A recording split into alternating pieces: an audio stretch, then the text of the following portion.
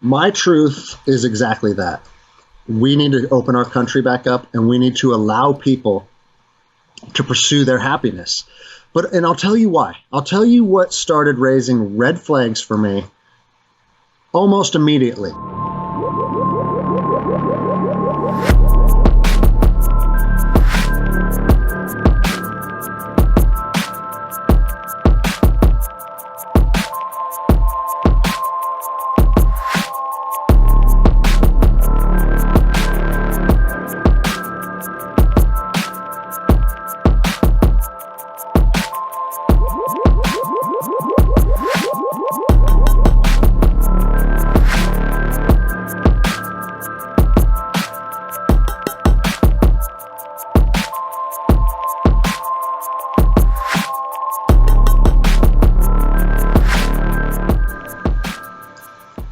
Hello, everyone. It's Josh Trent. I'm here with an incredibly special guest. We're live on Facebook. This podcast is about freedom. Are you doing the right thing? Are you doing the right thing? This is former Officer Greg Anderson, who asked that question to himself. He's here with us today for a really special appearance to talk about freedom of health, freedom of speech, freedom of being a human being that is sentient here in America that so many people have died for. This is a unique show, Greg. Like, we don't normally have a former officer on the show, but as I shared with you, so many people have been talking to me, sending me your video. Like, I got accosted by what you created. For people that don't know you, you're a black belt jiu-jitsu, correct? Correct. You own a jiu-jitsu facility. You have one foot in health. You have another foot in freedom. You're also a father and a business owner. What exactly happened that led you to the point where you made the classic video that we're going to link in the show notes today? Like, what was your journey to even get there? And then tell people what happened. So many people have seen you on the news, but here we are, man. Let's hear it from the source. All right. So I'll take you back even before I was a police officer. I was in the military. And I touched on that in some of my videos that I served with the 75th Ranger Regiment and ended up doing a lot of combat deployments to Iraq and Afghanistan. And it's something that I came to terms with as a young man, because when you're flying out of U.S. territory and you know you're going to combat, you come to terms with this. That might be the last time I see America. And you start to understand like your own mortality and that your beliefs and what you're fighting for, you have to be willing to give everything for it. And I'm not saying that to like sound dramatic or sound like some, like, oh, I'm super patriotic. To tell you the truth, that is more rooted in just maintaining your own sanity. Because if you're afraid over there all the time, you can't operate, you can't do your job. So you have to come to terms as a young man that, hey, this is what I believe, this is what I'm doing, and there's a good chance it's going to cost me everything. So before you even came into law enforcement, the freedom was already top of mind for you, because tell people how you served. Where did you actually go and what did you do before you even became an officer? Yeah, so it's an interesting story. I joined the military in '99, right out of high school. And I didn't do it out of some higher calling or a need to serve. I was like a lot of young 18-year-olds. I didn't have direction and I didn't like school. And so I was like, well, I guess the military is an option. And I looked into it.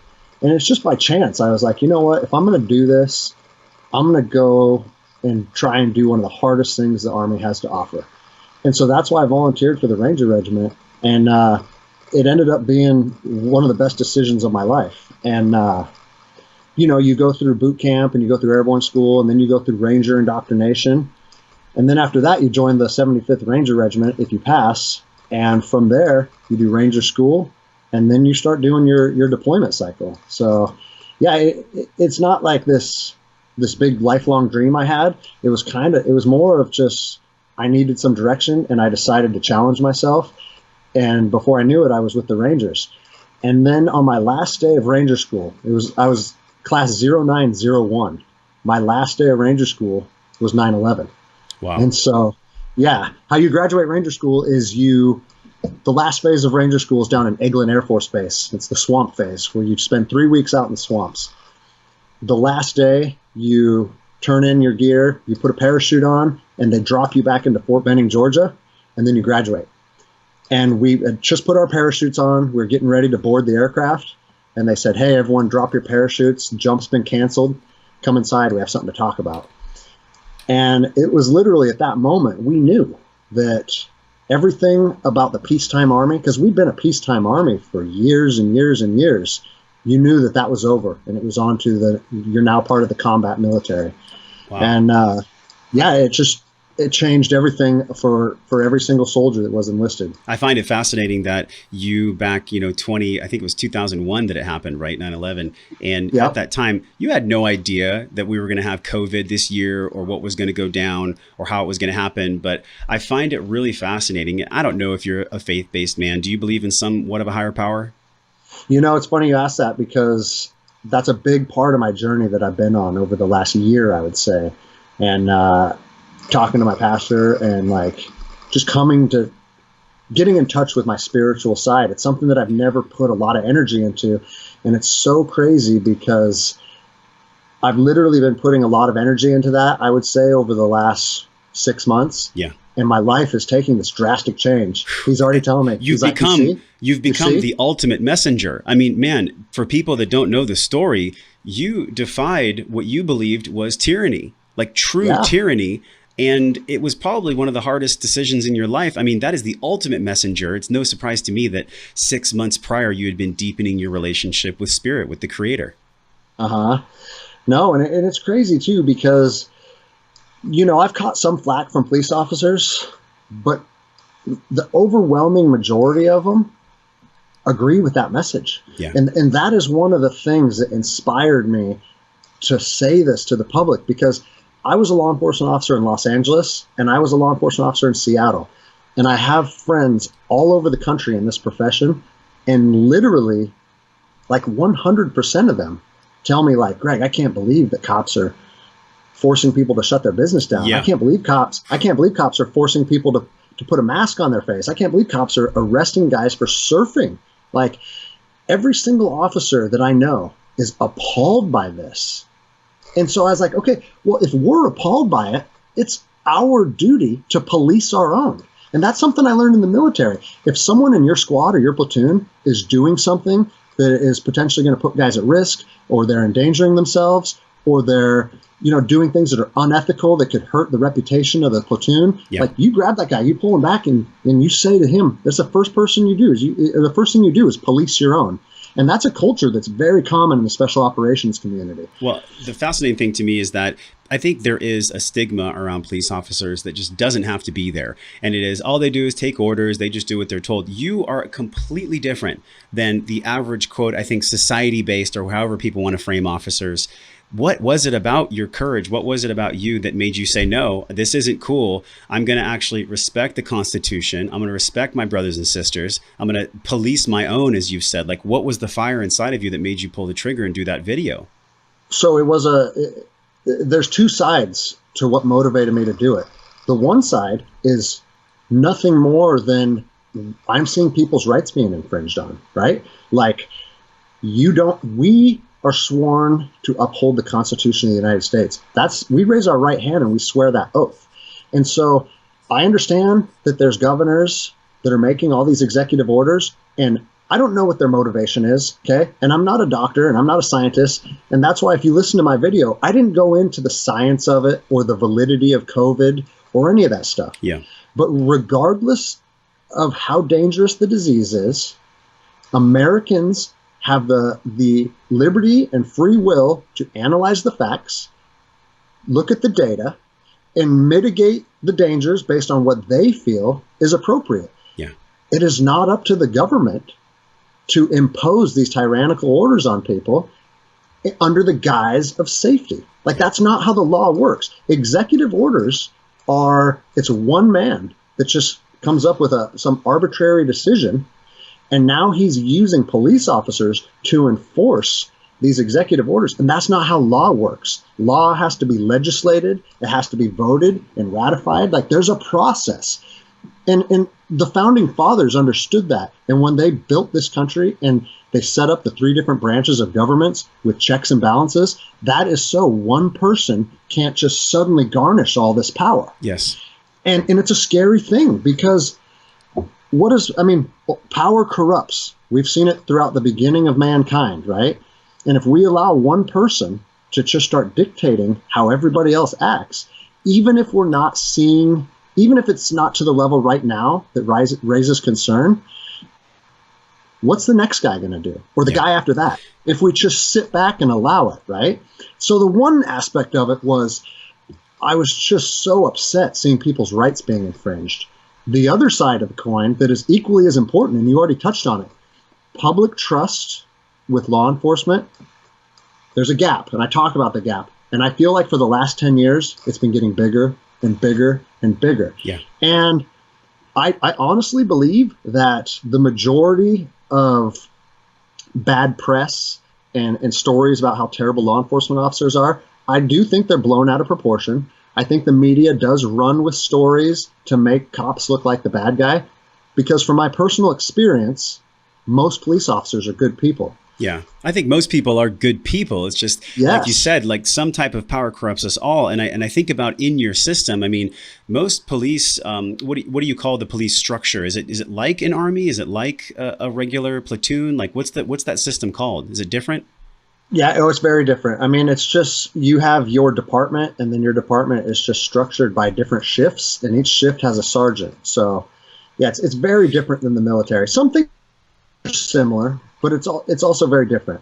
But my point on the gap getting bigger between the public's trust and us as officers is I've seen it in my own experience. Like when I'm dressed like this and I'm out in public, I have no problem conversating with people. I like to think of myself as an approachable person, a friendly person. I mean, I run a business. I teach classes all the time. I'm used to being in front of people speaking.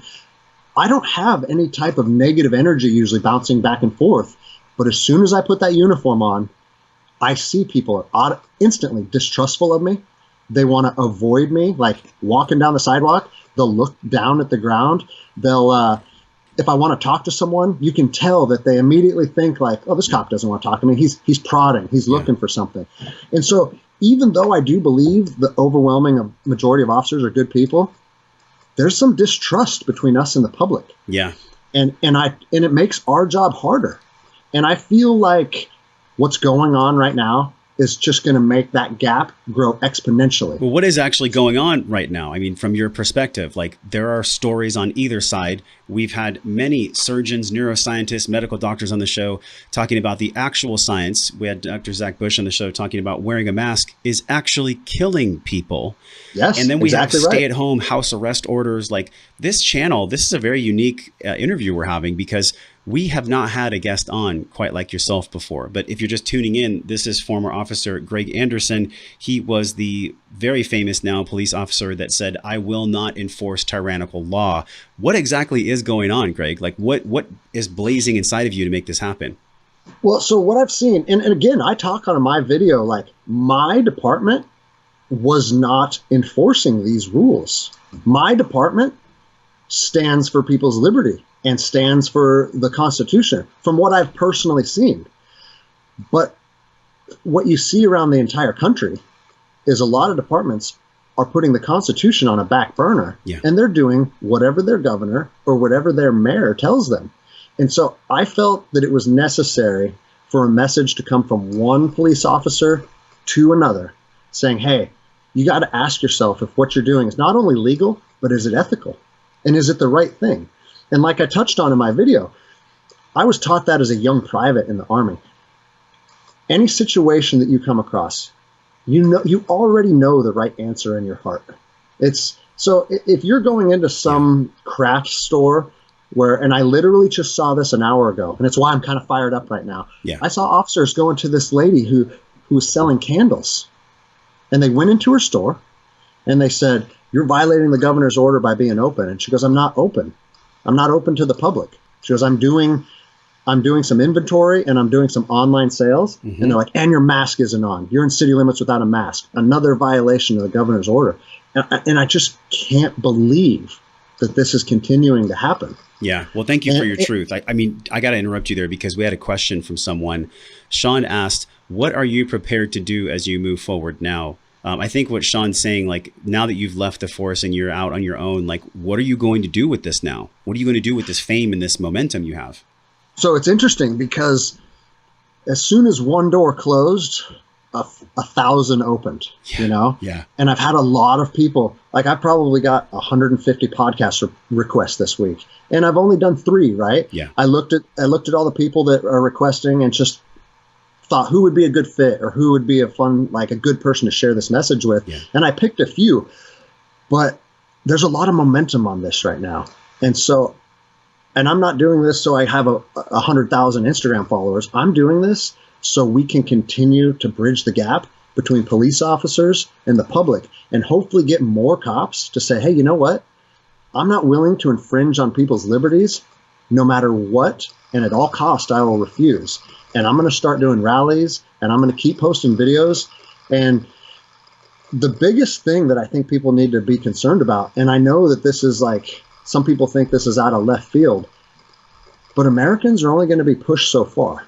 Yeah. I have personally seen in the third world countries that I've lived in, when you take away people's ability to feed their family and you take away just the most fundamentally important things for them to survive and protect their family, when you take those things away from people, we're one step removed from becoming savages. Yeah.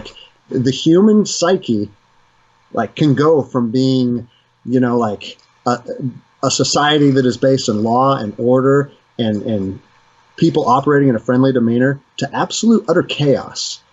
And I am afraid that that's a possibility. Yeah. And I would hate to see that, because ultimately we're going to see who would we see in conflict? We would see law enforcement officers in conflict with citizens. And it's unfortunate because the majority of law enforcement officers believe what the citizens believe. They're just put in this weird spot where they're being used as the henchmen to go enforce the orders. Wow. Let's just let that land for a moment. They are being used. They're literally being used as henchmen, but on whose orders? There's different branches of government here. You pushed back against the state of Washington's governor. That's what actually got you fired. If you're tuning in right now, this is former Officer Greg Anderson. He had the ultimate courage, not only when he went to war for the United States and enforcing law as a conscious police officer, but now he shows everybody what bravery and courage actually is. So let us know in the comments what you've seen, what you've heard in your own communities so that we can expand this conversation bigger. So when we look at right now, 2020, you talk about people being savages. What was the savage response you got from the very people that you trusted, your governor? What was that response from him? I haven't heard anything specifically from the governor, and I've had different news agencies trying to pit us against each other. And here's the thing, I'm not trying to make this about Jay Inslee and my governor, right? It's your governor, it's my governor, it's your mayor, it's my mayor. Yeah. It's any person that calls for people's liberties to be trampled on. And we are seeing it in Washington, and you're seeing it in New Jersey, you're seeing it in California. And so I do think that me speaking out, I haven't gotten specific answers on where it came down from that, hey, we got to get rid of this guy. Yeah.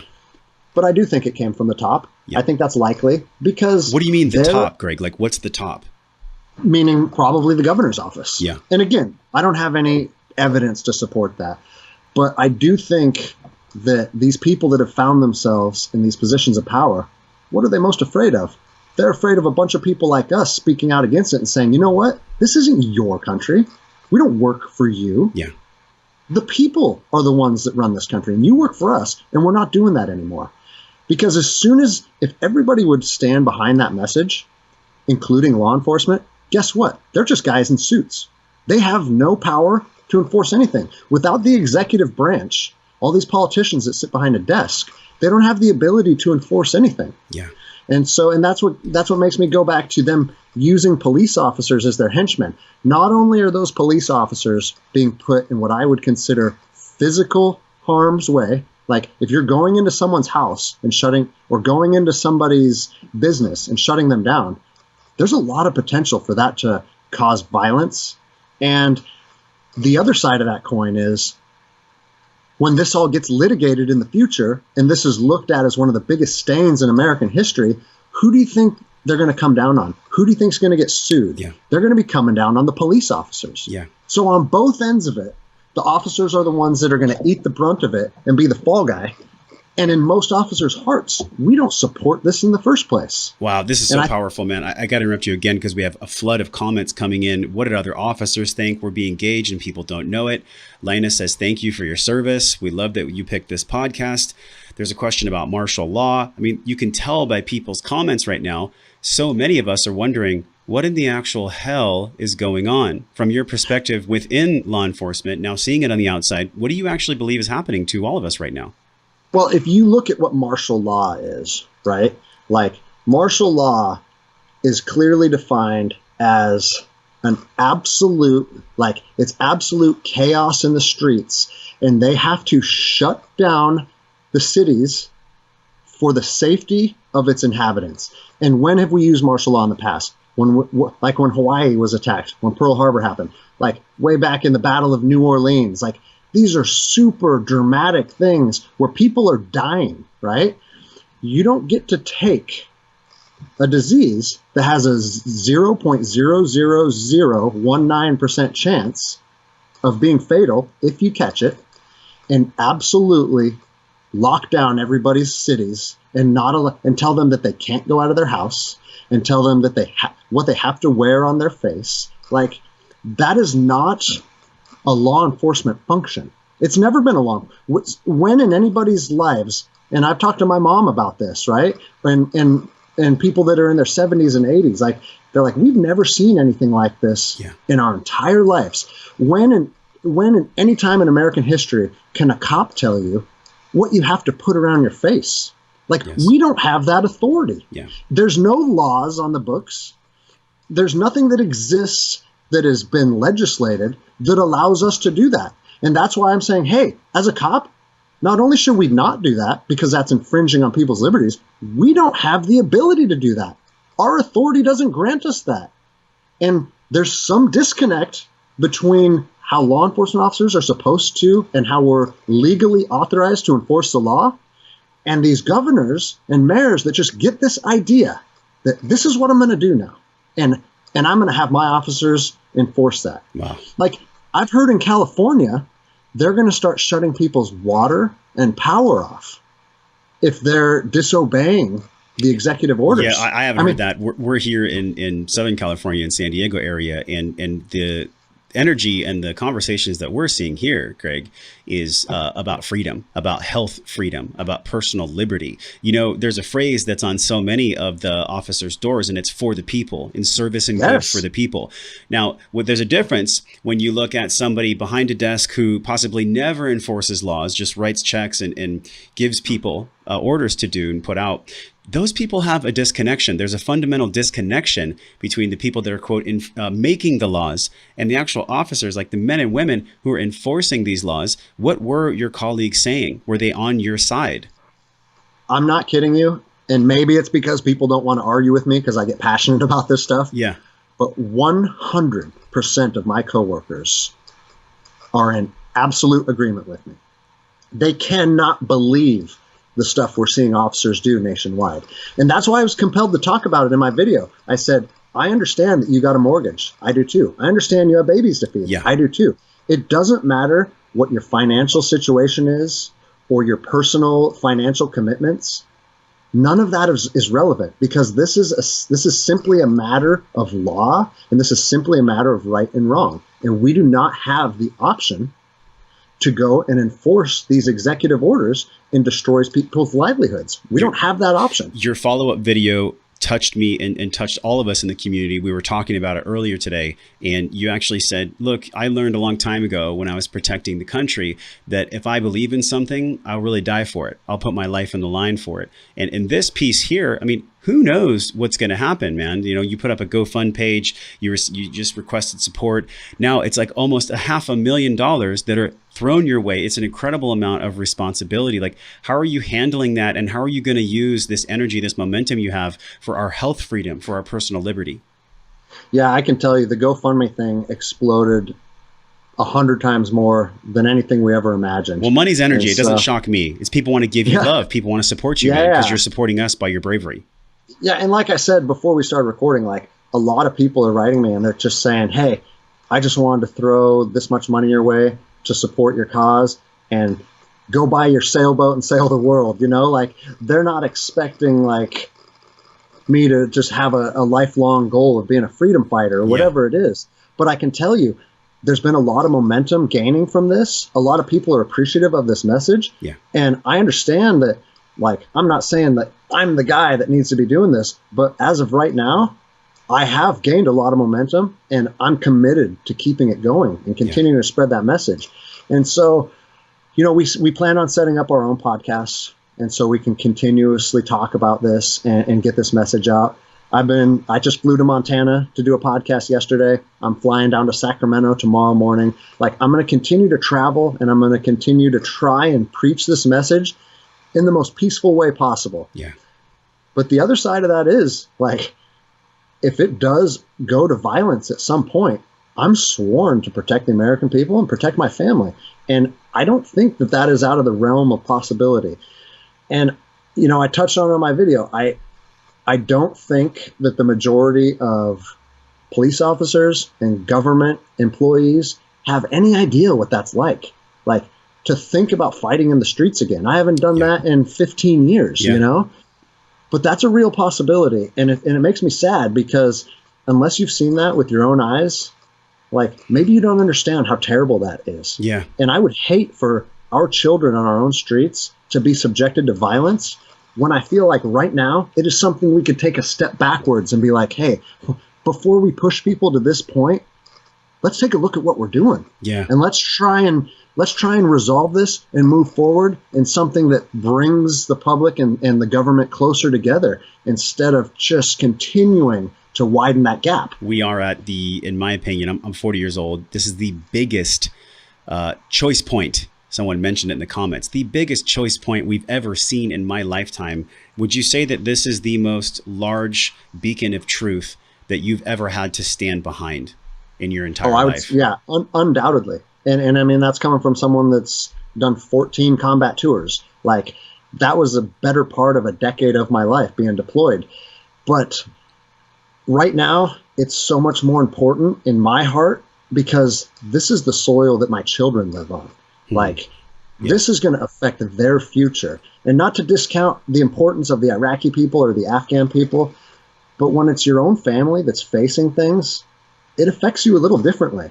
Yeah. And I'll say this, I've had a lot of people, like, not a lot of people, but some of the, I mean, as soon as you get a public platform, you get people hating on you, and they're like, oh, your talk about violence and fighting in the streets, you're inciting violence. And I'm like, no, hold on a second.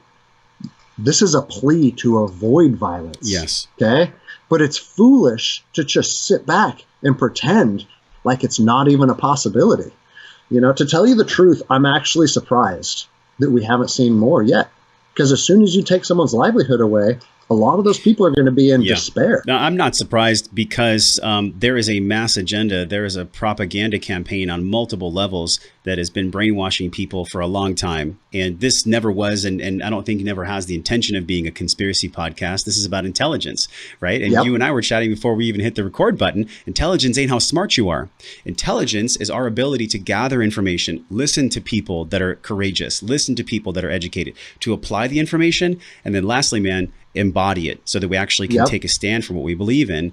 Many of the people are asking this big question right now, Greg. Lena Orlando says, what do you suggest the people do? What do we do to have freedom and to really embody this intelligence about freedom? What I think would do this country the greatest service is if everybody just said, you know what, as an individual, free thinking, free American, I'm going to open my business tomorrow if I want to. Yeah. Or I'm going to stay home tomorrow if I want to, because I feel like I'm an at-risk person. Let people make their own decisions. But if people would just do it nationwide, so if the people would do this nationwide, the government doesn't have the resources or the ability to go after them. And it's a two-tiered approach. The people need to say we've had enough, and then law enforcement officers on the patrol level need to say, you know what, and we're not going to be your henchmen anymore. We're going to allow our citizens to go about their business and provide for their family and open their businesses. And the thing is, if that message went out to everybody, because the majority of people are feeling that, but the majority of people are afraid, you know what? if I stand up against this machine, then I'm going to be the one that gets either put in jail. I know Washington State is talking about revocation of business licenses if you're seen open. Like, these things are scaring people. Yeah. But if we all did it together and said, we're not standing for this anymore, you would see a change, because the government wouldn't have an option other than to accept it. All right, Lena, there's your answer. Share this video right now if you guys are inspired by what former Officer Greg Anderson is saying. Greg, when it comes to tyranny, like real tyranny, what do you see right now that what tyrant needs to be knocked off here? Is it multiple tyrants? Is it an energy? Is it a certain speak that people are believing that's true, that's not true? Like, what is the real tyrant here? I mean, I feel like it's definitely becoming politicized, right? And I didn't want to get into that too much, because they want to make everything a right versus left issue, right? Because what does that do? That continues to divide us. Yeah. But what I'm seeing is a united front on different religions, different political beliefs. Everybody's like, hey, we should have the right to go back and pursue our livelihoods. Yes. And so, I think that the tyrants, and again, like, yeah, we're not sending people to gas chambers right now, but at what point do you say, you don't have the ability to do that to me anymore? Yeah. Because sure, they're not doing that right now, and I'm not saying they're going to, right? But what I am saying is they're absolutely infringing on people's liberties. And it doesn't matter if that's large or small, because as soon as you say, you know what, it's not that big of a deal, then they're going to chip away a little more. Yeah. And they're going to chip away a little more. It's like people will say, like, hey, I don't care if cops search my car. If you have nothing to hide, why can't they search your car?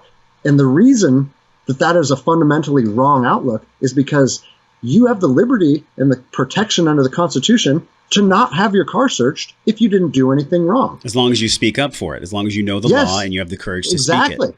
Yeah. Like, people shouldn't just bend over and allow law enforcement to infringe on their rights and their liberties. Wow. Honestly, Greg, I'll just interrupt you. You're healing my relationship with law enforcement right now. Just by you speaking your truth. How many people feel inspired by Greg's truth? I mean, you feel it in your body. Like, when we hear the truth, it sticks somewhere deep in our soul, man. So I just want to thank you for having people heal their relationship with law enforcement. I think that's what this is. It's a return home. It's a call to arms for us to join with the officers. It's not us versus them. Yes, we're all doing the best that we can. Many questions have come in about the truth. What do you see as the truth right now for us, for you, for society? Like, what is the truth? Do we take off our masks and take a stand for what we believe in? Do we wait in the wings and see what happens? Where do we go now? My truth is exactly that. We need to open our country back up, and we need to allow people to pursue their happiness. And I'll tell you why. I'll tell you what started raising red flags for me almost immediately, okay? When this first thing kicked off, I actually closed my business because I own a jiu-jitsu academy and a CrossFit gym, right? Where people are sweating on each other, they're in close combat. You know what I mean? Like, if there's a real dangerous disease going around, that's probably something that we should take a step back from. And so I closed my business before it was mandated by the government, because as a respectable person that wants to protect my students and my team, hey guys, let's figure out what's going on and just take a few weeks off and analyze the facts, okay? But immediately, and I don't know what it was like in California, but in Washington State, immediately, everything shut down except for, and they started naming what was deemed essential from the governor's office: liquor stores, marijuana shops. And I'm pro both of those things. People, you do what you want to do, right? Yes. But you start to see a trend. Auto licensing. So like tabs for your cars, okay? The lottery. Washington State lottery was deemed essential. That got to stay open and operate. Any type of construction contract that was contracted by the government, that was deemed essential. But any private construction was deemed non-essential. And you started to see crystal clear that, anything that pads the government's pockets is somehow just arbitrarily deemed essential. And right there, they lost credibility. Yeah. Because that proved to me, you're not trying to protect people's safety.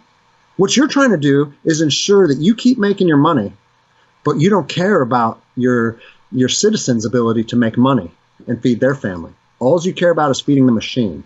And so right from the get-go, I was like, hey, these things aren't adding up. this is not making sense.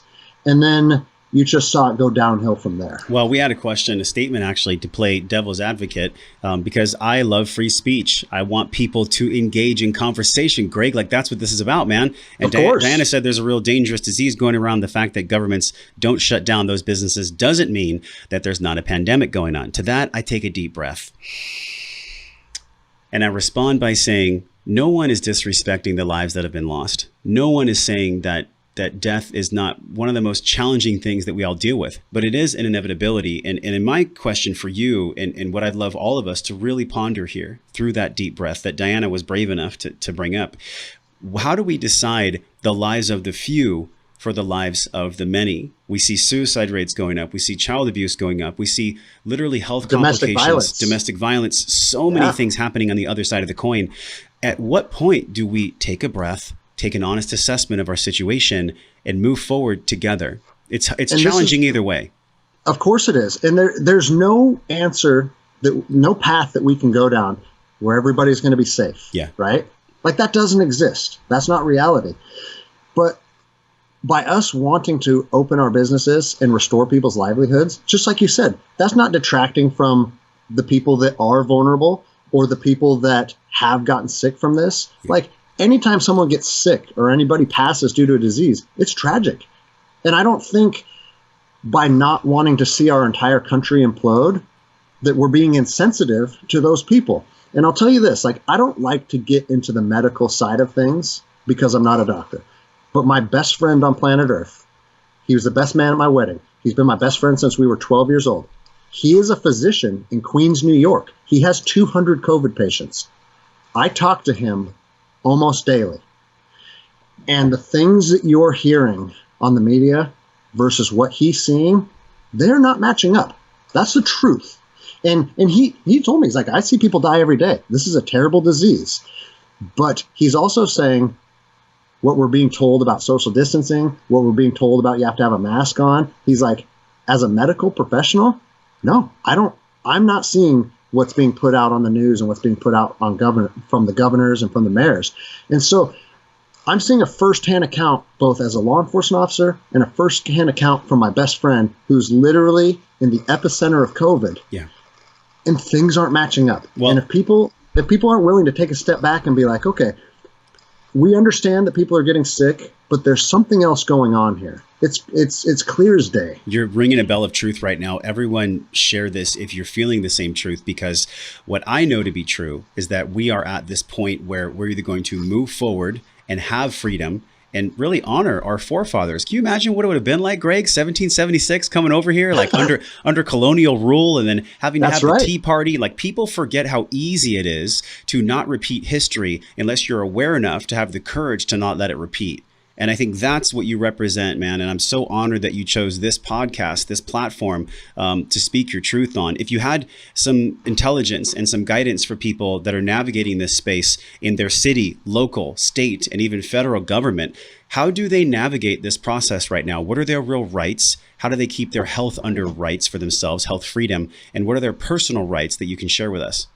Well, and I would say this, because I've been asked that question on all the appearances that I've been making. Like, I don't want my message to be your truth. I'm just a man, just like you're a man, right? But what I'm imploring people to do is simply look at the facts and ask themselves, does this feel right in my heart? Does this seem like the right thing to do? Because there's a reason that there's international outrage when we see that young woman in the New York subway dogpiled by 6 cops for not wearing a mask. There's a reason for that. Yeah. And that's because we know fundamentally in our hearts that's incorrect. And I think I almost find it offensive that the government feels like they need to protect us, because I would like to think as of the American people is emotionally intelligent enough to find out and look inward and decide what's going to work best for them. And I think if people do that and they ask themselves, what do I feel comfortable doing? Where's my line in the sand? Where am I not going to get pushed any farther?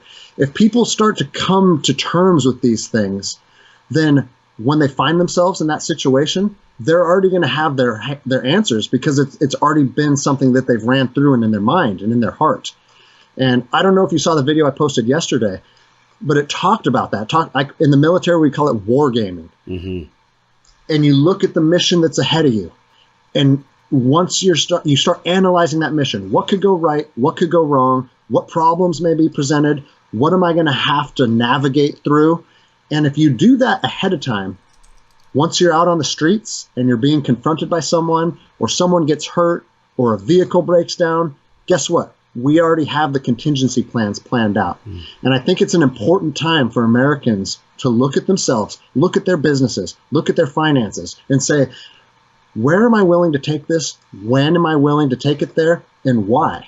And I think if people people will overwhelmingly come up with similar answers. Wow. I'm so inspired. I feel it in my heart when you mention that. And, courage is something that a lot of people talk about, but the actual courage to take an action, to stand for something that you believe in, sharing this video is an act of courage. Do you know how many people, Greg, that have been completely annihilated and been called conspiracy theorists and fearmongers when they just want to connect with their heart and speak their truth? Like, that's really where we're at right now, my friend.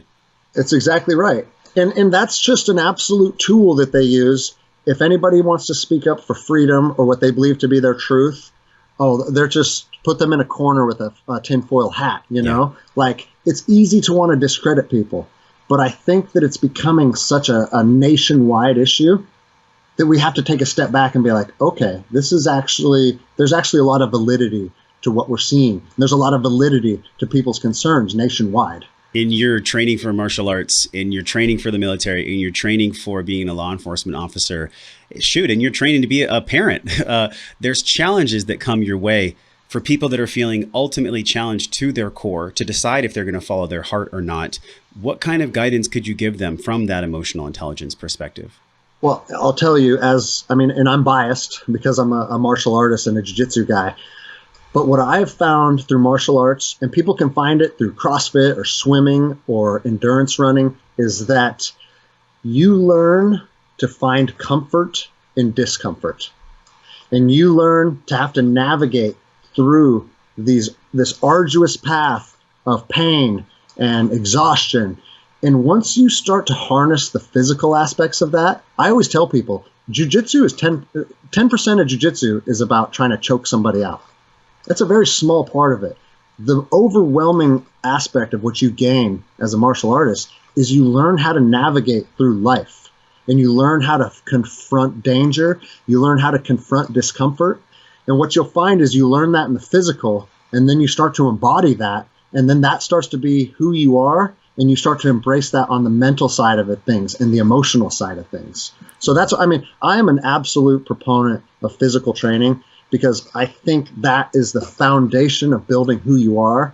And once you develop strengths in that realm, it carries you over every other aspect of being a human being. We had a guest on the show and he said the body is the subconscious mind. So it's exactly what you're talking about, Greg.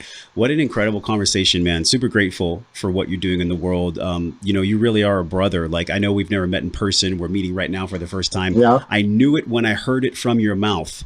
And everybody that liked your video and that sent you the $500,000 and that really put you on the pedestal of truth. You're just a human like us. Separation exactly is right. an illusion. You're a brother. People that are watching this are brothers and sisters. Let's do this together. Take a stand for your freedom. Course. Greg, direct people to where they can support you and where they can connect with you more, please. So, my main platform is my Instagram. And I went from 1,000 followers to like 70K in the last couple of weeks. But it's Granderson, GR, and then my last name, Anderson, 33. And again, the 33 was because I was 33 years old when I started Instagram. I've gotten inundated with questions like, what does 33 mean? That's a secret number. I was like, Sure. No, guys, you're looking into it too much. That's all it was. It was my age. But, I invite people to get on my page and like the people we're just doing with you, start dialogues and start questions and try and understand the other side of the coin. I'm avoiding the hate because there's a lot of it. Sure. If you come at me with hate, I'm not going to put my energy into that. But if you come at me with questions, and again, I've received like probably 20,000 emails in the last week. I'm getting to what I can. I'm interacting with people that I can. but it's also overwhelming. So, I mean, it is what it is at this point. Well, look, I'm not a religious man myself, but I am a spiritual man because we're all spiritual beings. We're all figuring out what we're doing in this world to have this great human experience. And what's funny is that in the Bible, Christ was 33 when he had his moment where he taught us the biggest lesson we could all ever learn. So the fact that you said 33 and that you told me in the past 6 months your faith has deepened, it's no surprise to me, man, that you've become this messenger of truth for the people. So thank you so much for being on the show, and we will talk to everyone soon. Please share this podcast with everyone that you know that wants health freedom, that truly wants health freedom. And do I have time to say one more thing? Yeah. So a lot of people, I've been getting inundated with messages saying, we need you to be a mayor. We would like you to run for governor. We need someone like you to lead us. And I would just say to people, instead of looking to someone to lead us, because I'm not up here while you're down here. We're all on the same mission and we're all equals. Instead of looking at someone as someone that's going to be the person to lead you through this, ask yourself where your lines are. Ask yourself where you stand on it. And then we move forward together, side by side, instead of having these different tiers of who we are as people. Powerful message. Aho. We'll see everyone very soon. And until we do, we're wishing you love and wellness and also freedom. Thank you, Greg, for coming on. Thank you so much for having me, man. Really appreciate it.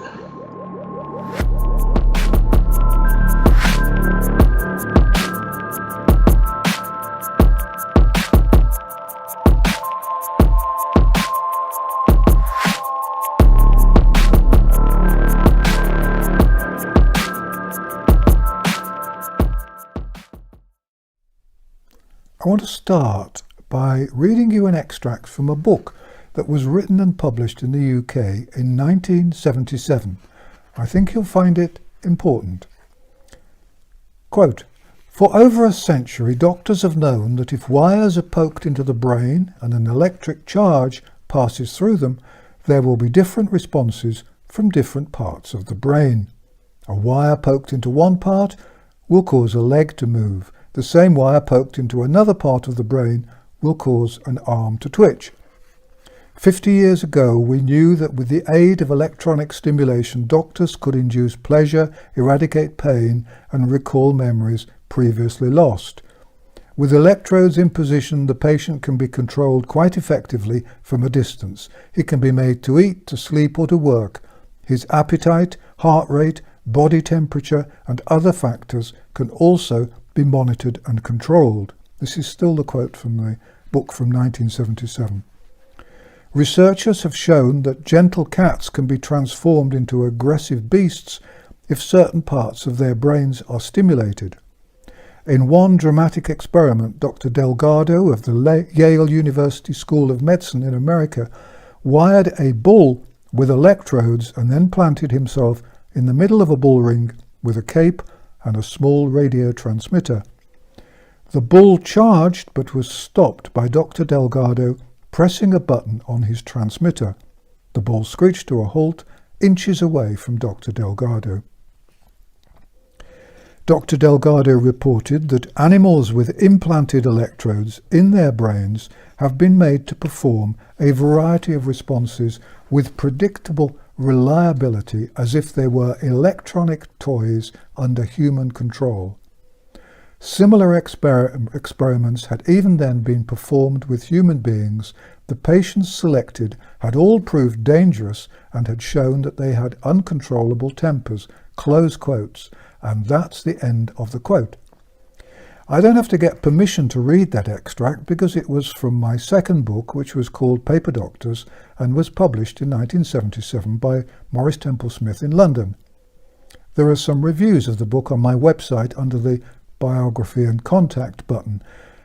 Incidentally, by the way, talking of websites, I gather that there's a website on the internet that's published old email addresses for me. I'm afraid those addresses haven't worked for 10 years, so please don't use them. Sadly, Paper Doctors has been out of print for years, and for the record, I loathed animal experimentation as much then as I do now. I'm delighted that the British government now appears to have accepted that experiments on animals are pointless. Although I wrote all that in the 1970s, Delgado was working in the 1950s and the 1960s, and his work was just the beginning of a very complicated story that is only now coming towards its final chapters. Most people, and in that I include most doctors and most scientists, have never heard of Delgado's experiments and don't realize just how significant they were then and now are. It was Delgado and people like him who started the long, slow journey towards the control of the human body and human mind. There have, of course, always been two essentials for controlling people from a distance. First, you need a way to implant some sort of receiver in the human body. Over the years, the receivers available have got smaller and smaller. Today, people still think of microchips as being little things you can pick up and hold between your fingers, the sort of thing you might find in a mobile phone, for example. But some microchips are now way, way smaller than that. You can get a pile of the things on a fingernail. You could get one in a syringe and through the needle. You could get one in a spray and blow it up your nose. That's small. Not that anyone would want to inject a microchip into themselves, of course, though other people, I suppose, might like to do it for them. The second necessity is for a transmitter. And that's not difficult at all. You need a tall post of some kind, a flagpole or a tall building, or a pylon would do. And then you stick your transmitter on the top so that it can send out its messages over a wide area. That bit's easy. Something like a radio transmitter, or I suppose one of those things that sends signals to mobile phones. It would have to be a bit more sophisticated than the old mobile phone signals, of course. So that's all the equipment you need. A little chip in the body of the person you want to control, and a transmitter to send the messages. If you were a mad doctor or a mad anybody else, and you wanted to control an individual, it would be a doddle. You'd just tell them you were going to give them an injection to protect them against, I don't know, the flu or something. And in the syringe there'd be a little receiver. And then you'd stick a transmitter on the roof of the house across the road from where they lived. And then you could send messages to make them do whatever you wanted them to do. You could make them sad or angry or happy or contented. You could make them run or fight or just spend all day in bed. Remember, that's what Dr. Delgado was doing over half a century ago. It's nothing new. Of course, if you wanted to do the same thing for lots of people, you need a lot of people to help you. Say you were a really bad person and you wanted to control a whole population, for example. You could make people do whatever you wanted them to do. You could make them go shoplifting or commit murder or vote for somebody or commit suicide or anything you wanted them to do. If you wanted a smaller population, you could make everyone stop wanting to have children. It would be terribly easy. Remember, Dr. Delgado was doing this over half a century ago. It's just that his receivers and transmitters were a bit cumbersome. He had to fasten the receiver onto the top of the animal's head or the human's head and then use a transmitter that he held in his hand. If you wanted to do all this, you'd need to be very, very rich to start with, somebody with loads of money and lots of contacts. A billionaire, really, I suppose, and somebody with not too much in the way of morals. And you'd need something to inject into people. I suppose it would have to be a medicine or something. And then you'd need somebody who was good at software to help with all the transmitting and the receiving. And you'd need people with access to lots of tall poles or roofs where you could put the transmitter things. But none of that would be any good unless you had a reason for injecting people. You can't just go around injecting millions of people for no reason. Ideally, you'd need them all to be frightened of something so that they were dead keen to let you inject them. And then you could put your tiny receivers into the stuff that was being injected, go easily through the needle. Or you could squirt it up their noses or whatever you fancied, or put it on anyway. But that would be a tricky thing to organise because you'd ideally need a threat of some kind. You could tell everyone they were going to get the plague or something if they didn't let you give them their wonderful antidote. I suppose that might work. But for that, you'd have to have a big scare about something. And that wouldn't be possible because you'd need some experts to say there was a big scare coming or present when really there wasn't. So they'd have to make up something or find something and then exaggerate it. Or you could find somebody not very good at what they did, I suppose, and get them to make a forecast that terrified the life out of everyone. And then you'd have to keep people really scared. You could get all the media on your side. You could, I suppose, get people so scared that they were happy to put up with all sorts of rules and restrictions. And you could tell people that if they didn't do what you told them to do, then the scary thing, whatever it was going to get worse than ever. And you'd need some experts and advisors, preferably somebody who had links to the companies making the stuff you were planning to give people. And you could promise them all sorts of things. And you'd probably need some fairly greedy and some compliant politicians too. But it really wouldn't be possible to arrange all that, would it? And anyway, there's another problem, because you'd need to keep people separated so that you could make sure the messages you were transmitting reached the individual receivers. You'd have to have people standing several feet apart all the time, and there's no way you could get people to do that. So it couldn't possibly work, could it? Even if that's what somebody wanted to do. Thank you for watching An Old Man in a Chair, and thank you for all your support and encouragement. Please copy and share the videos on Twitter and Facebook, from which I was never allowed to join. And put them on BitChute or any other platforms. Let's spread the truth. If you'd like to put on a translation, that would be absolutely great. If my videos disappear, then please go to my website to find out where you can see them. The transcripts of all my videos, including the growing number of banned ones, are always on my website, www.vernoncoleman.com. If you do have a bit of a brainstorm and visit mainstream media, put on messages asking others to watch these videos to find the truth. If all the people watching this video help one or two people a week to see the light, then the whole nonsense will be over before you can say nonsense. This channel has not been monetized. I haven't authorized any ads, and there's no sponsorship. If you'd like to see more videos from me, please subscribe to my channel, because they're not always easy to find. Although it may feel like it at times, please remember, you're not on your own. More and more people are waking up. I firmly believe that together we will win this fight. And remember, distrust the government, avoid mass media, and fight the lies. Thank you for watching.